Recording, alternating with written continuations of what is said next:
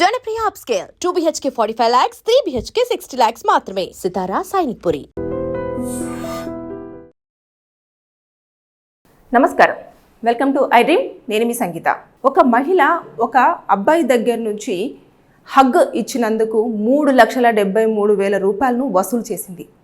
అసలు ఏం చేసింది, ఎందుకని 3,73,000 రూపాయలను కేవలం హగ్కే వసూలు చేయడం జరిగింది అనేది మనం ఒక్కసారి వీడియోలో తెలుసుకుందాం. చైనాలో ఒక అమ్మాయి తనకు ఇక ఎలాగైనా సరే పెళ్లి చేయాలి అని చెప్పేసి ఇంట్లో నిశ్చయించడంతో తన ప్రొఫైల్ని తీసుకెళ్ళి ఒక మ్యాట్రిమోనీ సైట్లో పెట్టడం జరిగింది.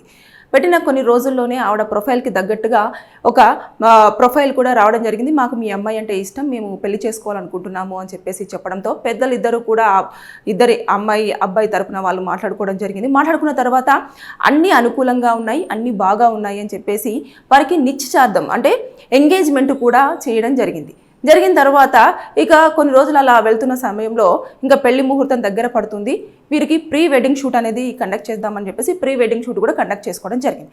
అయితే ప్రీ వెడ్డింగ్ షూట్ అయిపోయిన తర్వాత వాళ్ళు ఏం చేశారు అంటే అమ్మాయికి వాళ్ళ సంప్రదాయం ప్రకారం, చైనాలో ఉన్న సంప్రదాయం ప్రకారంగా కొంచెం అమౌంట్ అనేది అబ్బాయి తరపు నుంచి వెళ్ళి అమ్మాయికి ఇవ్వాల్సి ఉంటుంది.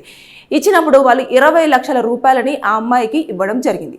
జరిగిన తర్వాత ఇక కొన్ని రోజుల్లోనే వారిద్దరి మధ్యలో కూడా మనస్పర్ధలు రావడము, అసలు ఇంకా ఈ మ్యాచ్ నాకు సెట్ అవ్వదు అని చెప్పేసి ఇద్దరు ఒకరికొకరు అనుకోవడము, పెద్దలకు చెప్పడము, పెద్దలు కూడా సరే మీ ఇష్ట ప్రకారంగా మీరు చేసుకోవాలనుకుంటే చేసుకోండి, వద్దు అనుకుంటే ఇప్పుడే డ్రాప్ అయిపోండి అని చెప్పేసి వారు కూడా చెప్పడంతో ఇమీడియట్గా ఈ పెళ్లి వద్దు, క్యాన్సిల్ చేసుకుందామని చెప్పేసి ఏవైతే 20 లక్షల రూపాయలు అనేది అమ్మాయికి ఇచ్చారో అబ్బాయి తరపున వాళ్ళు ఆ డబ్బుల్ని తిరిగి తీసుకోవాలని చెప్పేసి ఆ డబ్బులు మాకు రిటర్న్ చెయ్యండి అని చెప్పేసి అడగడం జరిగింది. అడిగినప్పుడు మేము అన్ని డబ్బులు ఇస్తాం, కానీ అందులో 3,73,000 రూపాయలని మాత్రం మేము ఎట్టి పరిస్థితుల్లో మీకు రిటర్న్ చేయలేము అని చెప్పేసి అమ్మాయి వాళ్ళు చెప్పడం జరిగింది. ఆ అమ్మాయిని ఎందుకని మీరు ఇవ్వనంటున్నారు అని చెప్పేసి అంటే మీరు ప్రీ వెడ్డింగ్ షూట్లో నన్ను హగ్ చేసుకున్నారు కాబట్టి అది నాకు చాలా ఇబ్బందికరంగా అనిపించింది, కాబట్టి నేను దానికి 3,73,000 రూపాయలను తీసుకోవడం జరిగింది, నేను మిగతా రిమైనింగ్ అమౌంట్ అయితే ఇస్తాను అని చెప్పేసి చెప్పారు.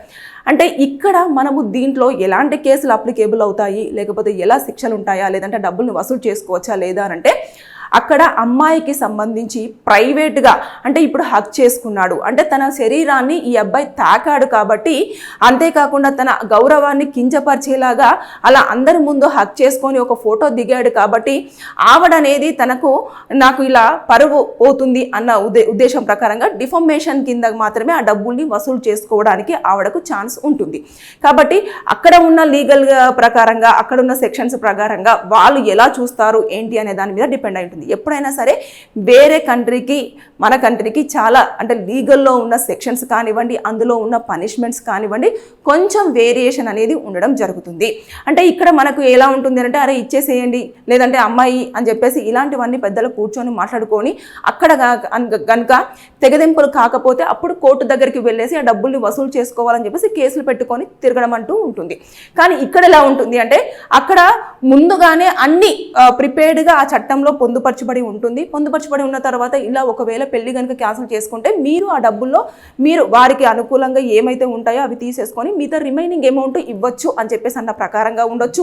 లేదు అనుకుంటే అమ్మాయి చాలా ఇబ్బంది పడింది, అందరి ముందు అంటే ఫోటోషూట్ చేస్తున్నప్పుడు కూడా కొంతమంది అక్కడ నుంచి చూస్తూ ఉంటారు, ఆ ఫోటోగ్రాఫర్ కానివ్వండి అలాంటివన్నీ ఆ ఫొటోస్ ఉంటాయి, వాటిని మొత్తం పూర్తి స్థాయిలో కూడా డిలీట్ చేయాలి, ఇలాంటివన్నీ ఉంటాయి. అంటే ఆమె కొంచెం ఎమోషనల్గా కూడా ఆ టైంలో కనెక్ట్ అయిపోయి ఉండొచ్చు. ఇలాంటివన్నిటిని కూడా క్యాలిక్యులేషన్ చేసి దానికోసం అని చెప్పేసి ఆవిడ దాన్ని తీసుకోవడం అనేది జరిగింది. దీన్ని అక్కడ గవర్నమెంట్ తప్పుపట్టలేదు, లీగల్గా కూడా తప్పుపట్టలేదు. తర్వాత నెక్స్ట్ ఆ అబ్బాయి వాళ్ళు కూడా ఇంకా చేసేది ఏమీ లేక సరే నాకు ఆ డబ్బులు వద్దు కానీ మిగతా రిమైనింగ్ అమౌంట్ అయితే మాకు క్రెడిట్ చేసేయండి అని చెప్పేసి చెప్పడం జరిగింది. దాంతో ఆ పెళ్ళి అనేది ఆగిపోవడం జరిగింది. అంటే ఇక్కడ చూసుకుంటే ఒక హగ్గు ధర కేవలం 3,73,000 రూపాయలు అని చెప్పేసి మనం అనుకుంటున్నాం, కానీ అక్కడ ఆ అమ్మాయి ఎంత ఇబ్బంది పడింది అనే దానికి ఆవిడ చూపించేసి ఇది ఒక పనిష్మెంట్గా ఆ అబ్బాయికి ఇచ్చింది అన్న ధోరణిగా కూడా మనం చూసుకోవచ్చు.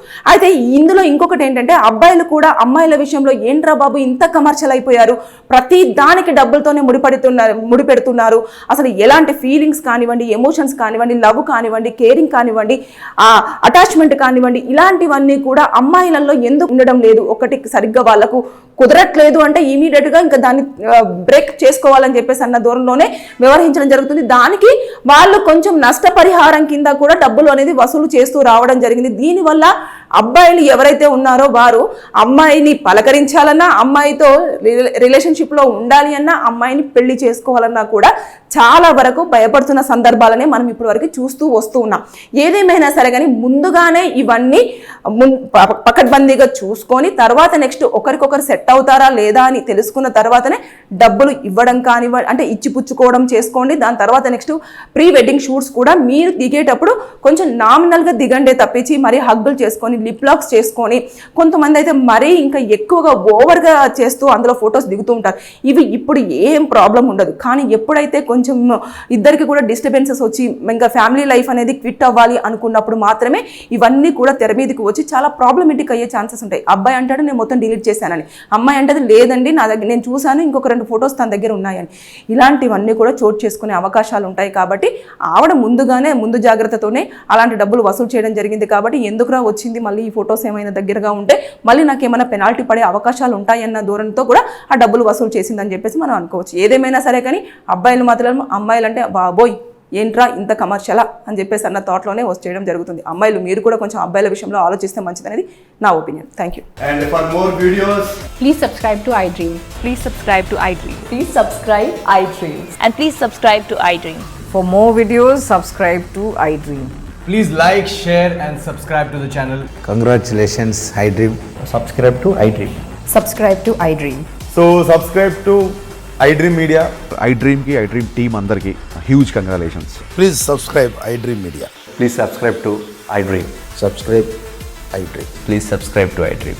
iDream అంటే నా కళల ఛానల్ సబ్స్క్రైబ్ చేసుకున్న నోరు తిరుగుతలేదు, మీరైతే గంట గుర్తు కొట్టండి. For more such videos, please subscribe to iDream. Subscribe to iDream. Please subscribe to iDream. Please subscribe iDream Media. Please do subscribe to iDream. Please subscribe to iDream Media. For best entertainment and information, please subscribe iDream. And don't forget to subscribe to iDream.